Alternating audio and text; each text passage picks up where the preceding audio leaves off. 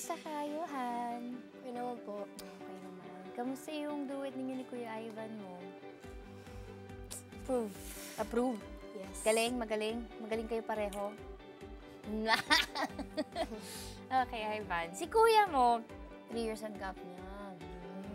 Balita ko, lagi daw kayo hindi magkasundo. Yes. Yes. Bakit? Anong mga bagay ninyo yung pinagkakasunduan? Household chores. Medyo naghihilingan. Ano yun? Halinhingan? Yeah. Halinhinan. Medyo, Kuya, ikaw naman maghugas ng pinggan. Hindi, ikaw na. Tinatamad ako, mga ganun. Tapos, mag-aaway na kami nun. Normal lang yun. Di ba, pag mga magkakapatid, minsan talagang, Kuya, ikaw naman. Hindi, ikaw naman yun. Parang normal lang yun. Pero, I'm sure, mahal na mahal niyo naman ang isa't isa. Yes. Si Kuya mo ba kumakanta din? Apo. Pero po, hindi na po siya ngayon kumakanta. Pero kumakanta pa rin po siya. Practice lang.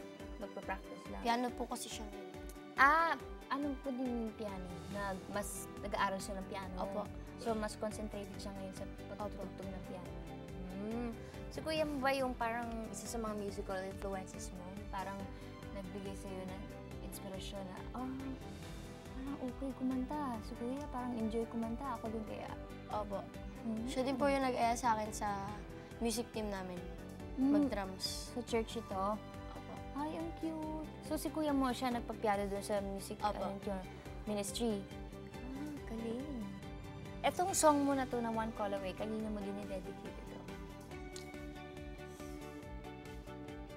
Kay Lord.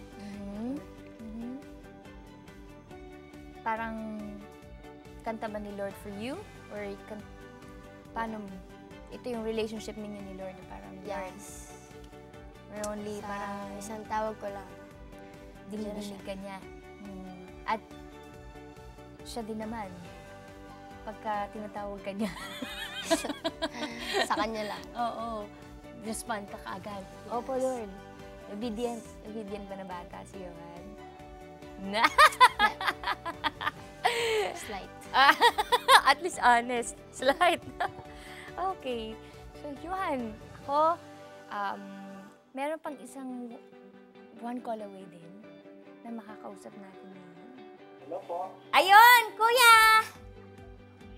Hello, si Sarah po ito. Hello po. Hello po. Hello.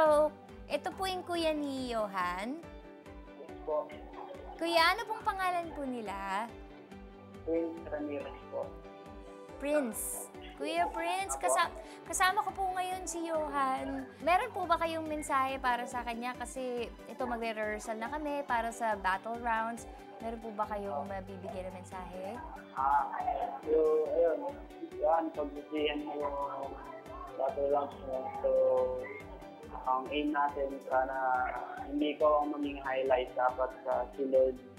And, ayun, dapat spread the word and labalang natin yung pride natin pagka umabot sa finals or ano man yung marating na. So, yan, God bless. Thanks! Thank you, Kuya! Wala na yata si Kuya.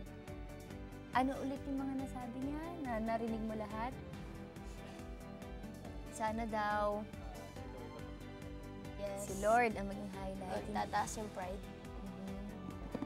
Lagi niya yan sinasabi sa'yo. Sige. Basta galingan, ha? Yes. Lagi ka namang magaling, eh. Good luck, Johan! Thanks po.